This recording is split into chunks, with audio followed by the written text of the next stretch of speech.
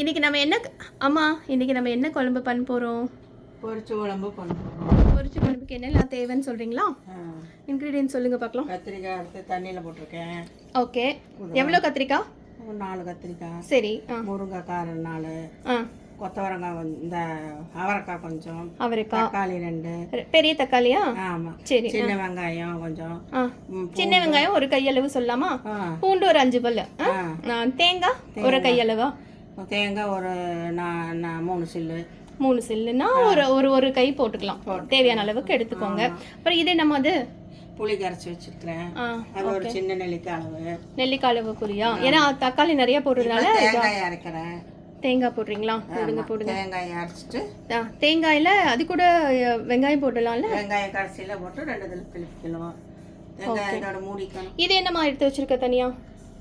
இது தாளிச்சுக்கிறதுக்கு என்னென்ன? கடுகு, சீரகம், 2 வெந்தயம், 2 வரமிளகா, கருவேப்பிலை, கொத்தமல்லி தழை, பெருங்காயம். நான் வரமிளகா எடுத்து தரேன் உங்களுக்கு. பெருங்காயம். சரி, ஓகேம்மா. ஓகே, இப்போ அரைச்சிட்டு வந்துடலாமா? திறந்து பாருங்க. இப்போ தேங்காயும் வெங்காயம் சேர்த்து இது மாதிரி அரைச்சிட்டோமா? ஓகே. போகிறோம். குக்கரில் தான் செய்கிறோமா? ஆமாம். ஓகே. என்ன வேலைக்கு போகிறவங்களுக்கு அவசரம் பேச்சுலர்ஸ் எல்லாம் செஞ்சு பழைக்குவாங்கல்ல, அதுக்கு தான். சீக்கிரம் ஆயிடுமா? சும்மா ஒரு 2 ஸ்பூனு, ஒரு 1.5 ஸ்பூனு எண்ணெய் ஊற்றுனீங்க? நல்லெண்ணெய் ஊற்றிட்டேன். Okay, fine. அந்த எண்ணெய் காய்ச்சது. எண்ணெய் காயணும் கொஞ்சம் இல்லையா? 2 வரமிளகா. எண்ணெய் சூடாயிடுச்சு இல்லையாம்மா? ஓகே.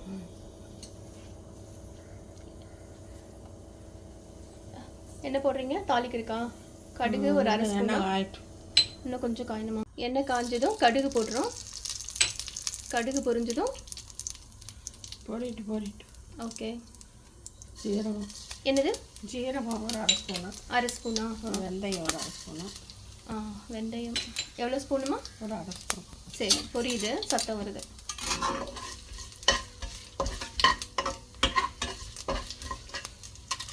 ரெண்டு வரமிளகா. எத்தனை வரமிளகா? ஒரு 2. இது தாளிக்கிறதுக்கு போடுறது தான் கரெக்டா? ஆமாம். பெருங்காயம் கொஞ்சம். பெருங்காய பொடி ஒரு 2 பஃப் மாதிரி அடிக்கிறோம். ஒரு 1/2 ஸ்பூன் வைக்குமா? ஒரு 1/2 ஸ்பூன். ஓகே. நல்லா பொரிஞ்சிருச்சு. கருவேப்பிலை, கொத்தமல்லி தழை கொஞ்சம் போட்டாச்சு.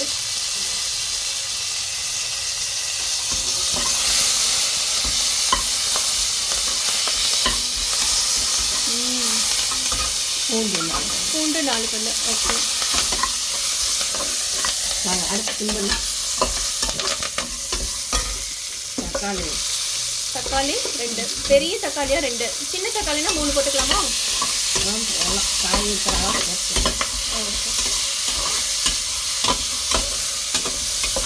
எல்லாம் வேகிறதா சும்மா ஒரு தான் பண்ணிட்டு அதெல்லாம் காய் போட்டுக்கலாம். அவரைக்காய், முருங்கைக்காய், கத்திரிக்காய் தண்ணியில் இருக்குது. அது ஒரு கத்திரிக்காய் முழுசாக இருக்குன்னு நினைக்கிறேன். பாருங்கள்.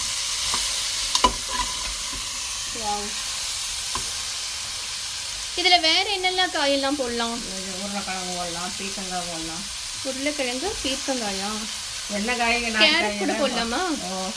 நாட்டு காய்கறியெல்லாம் போட்டுக்கலாம். ஓகே. நம்ம இஷ்டம். வீட்டில் என்ன பற்றிக்கு இருக்கோ நம்ம பிளான் பண்ணிவிட்டு செஞ்சிடலாம். கரெக்டாக? ஆமாம். வாரத்தில் கடைசி நாள் எல்லாம் அதில் ஒன்று இதில் ஒன்று இருக்குமில்ல. ஆமாம். அதெல்லாம் எடுத்து எல்லாத்தையும் ஒன்று சேர்த்து பொரிச்ச குழம்பு வச்சுக்கலாம். இது பொரிச்ச குழம்பு இல்லைன்னா அரைச்சி விட்ட குழம்பா? ஓகே. சாம்பார் பொடி. ஓகே. இன்க்ரீடியன்ஸில் நம்ம சாம்பார் பொடி சொல்லலை, நம்ம போட்டுக்கலாம். கொடுங்க சாம்பார். போடுங்க. கொஞ்சம் மஞ்சள். காய் ஒரு 2 திருப்பியாச்சு. அப்புறம் ஒரு 1/2 ஸ்பூன் மஞ்சள் பொடி 1/2 ஸ்பூன்.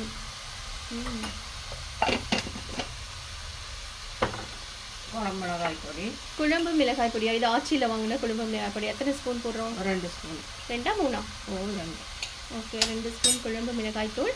குழம்பு மிளகாய் தூள் இல்லாதவங்க சாம்பார் பொடி கூட யூஸ் பண்ணிக்கலாம்.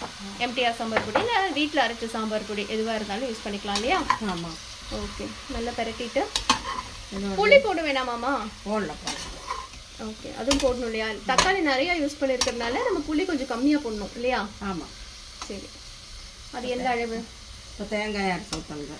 தேங்காய். தேங்காயும் வெங்காயமும். சின்ன வெங்காயம் ஒரு 10 15 அப்புறம் தேங்காய் வந்து ஒரு பெரிய கையளவு. இது வந்து மண் சட்டியில் தாளிச்சு விட்டு செஞ்சால் அது ஒரு டேஸ்ட்டு, குக்கரில் செஞ்சால் அது ஒரு டேஸ்ட்டு. இது அவசரக்காரங்களுக்கு செய்யறது.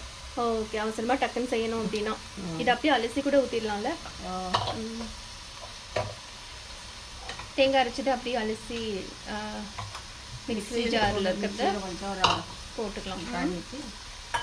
வாவ், சரி.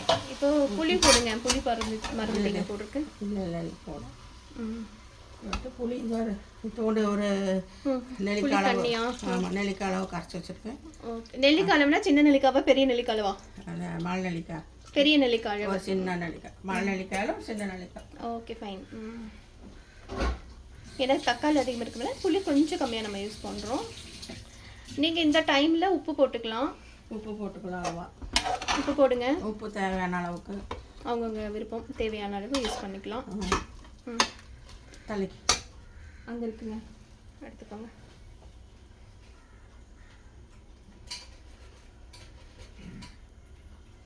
ஒரு சூடாக சாதம் வச்சுட்டு இது சாப்பிட்லாம் இல்லையா? உப்பு தேவையான அளவு போட்டுக்கோங்க. கல்லுப்பு யூஸ் பண்ணுறேன் இல்லையாம்மா? ஆமாம். அப்புறம் கொஞ்சம் தண்ணி தேவையான அளவு, குழம்பு எவ்வளோ வேணுமோ அந்த அளவுக்கு பார்த்து போட்டுக்கணும். ஓகே, பார்த்து இந்த டைமில் உப்பு காரம் எல்லாம் சரியாக இருக்கான்னு பார்த்து டேஸ்ட் பாருங்கள் எப்படி இருக்குன்ட்டு. டேஸ்ட் பார்த்துட்டு ஸ்பூனில் எடுத்து சாப்பிட்டு பாருங்கள்.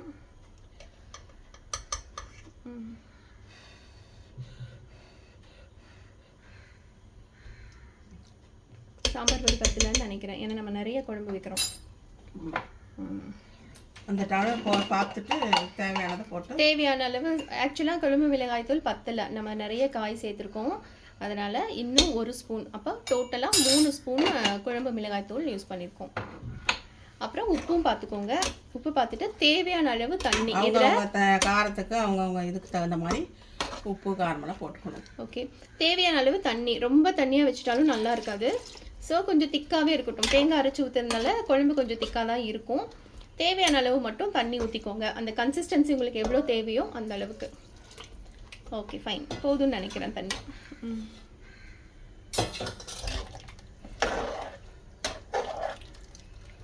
பார்க்குறக்கே நல்லா இருக்கு. போட்டு இதை மூடி 2 விசில் விட்டு இறக்கணும். சாம்பார் ரெடி. வாவ், சாம்பாரா பொரிச்ச குழம்பா? பொரிச்ச குழம்பு ரெடி. ஓகே காய்ஸ், உங்களுக்கு பிடிச்சிருக்குன்னு நம்புறேன். இது எங்க அம்மா தீபாவளிக்கு ஊர்லேருந்து வந்திருந்தாங்க. அவங்க செய்கிற குழம்பு, அவங்க என்ன செஞ்சாலும் எங்களுக்கு ரொம்ப பிடிக்கும். அதில் பருப்பு இல்லாத இந்த குழம்பு ரொம்ப சுவையானதாக டேஸ்டியாக இருக்குங்க. ஒரு டிப் தரேன் நான். இந்த குழம்புக்கு ஒரு தக்காளியை குறைச்சிட்டு கொஞ்சம் ஒரு மாங்காய் துண்டு 2 ஆட் பண்ணாலும் அதுவும் நல்லா தான் இருக்கும். இப்போது வெயிட் போட்டு நம்ம க்ளோஸ் பண்ணுறோம். க்ளோஸ் பண்ணிவிட்டு ஒரு விசில் போட்டு 2 விசில் வந்ததும் நம்ம இறக்கலாம். எப்படி வந்திருக்கு பார்க்கலாம். இப்போ விசில் அடங்கினதும் ஓப்பன் பண்ணி பார்க்கலாங்க. 2 விசில் தான் வச்சுருக்கோம். வாவ், காய் பார்க்குறதுக்கே சூப்பராக இருக்குல்ல. குழம்பு அமேசிங்காக வந்திருக்குன்னு நினைக்கிறேன். எப்படிமா இருக்குது வாசனை? நல்லா சூப்பராக இருக்குது. காயெல்லாம் அளவாக வெந்திருக்கு, ஜம்முன்னு இருக்குது. இதை எடுத்து ஒரு பாத்திரத்தை போட்டு மாற்றி ட்ரான்ஸ்ஃபர் பண்ணுறீங்களா? பண்ணுங்க. வாவ், அவ்வளோ. காய் குழம்பு, பொரிச்ச குழம்பு இல்லைன்னா அரிசிட்ட குழம்பா? இது எது கூட வச்சு சாப்பிட்லாமா? சாதம், அப்புறம் களிக்கிழனா, ராய்க்களிக்கிழனா சாப்பிடலாம். ராய்க்களிக்கும் நல்லா இருக்குமா? ஓ, சூப்பர். தோசைக்கு, இட்லிக்கு எல்லாத்துக்கும் நல்லா இருக்கும். ஆனால் சாதத்துக்கு ரொம்ப நல்லா இருக்கும், ராய்க்களிக்கு ரொம்ப நல்லா இருக்குன்னு சொல்கிறீங்களா? Okay, super. காய்ஸ், உங்களுக்கு இந்த குழம்பு பிடிச்சிருக்குன்னு நம்புகிறேன். பொரிச்ச குழம்பு நீங்களும் ட்ரை பண்ணி பாருங்கள். தேங்க்ஸ் ஃபார் வாட்சிங் this video. Please like, share and subscribe to my channel MST Creations. நன்றி. ஹாய், என்ன குழம்புமா இது? பொரிச்ச குழம்பு ரெடி ஆயிடுச்சுலா? காமிங்க பார்க்கலாம் எப்படி இருக்குன்ட்டு. வாவ், ஃபென்டாஸ்டிக், சூப்பர்மா. தேங்க்யூ. இன்றைக்கி எங்கள் அம்மாவோட சமையல். நன்றி.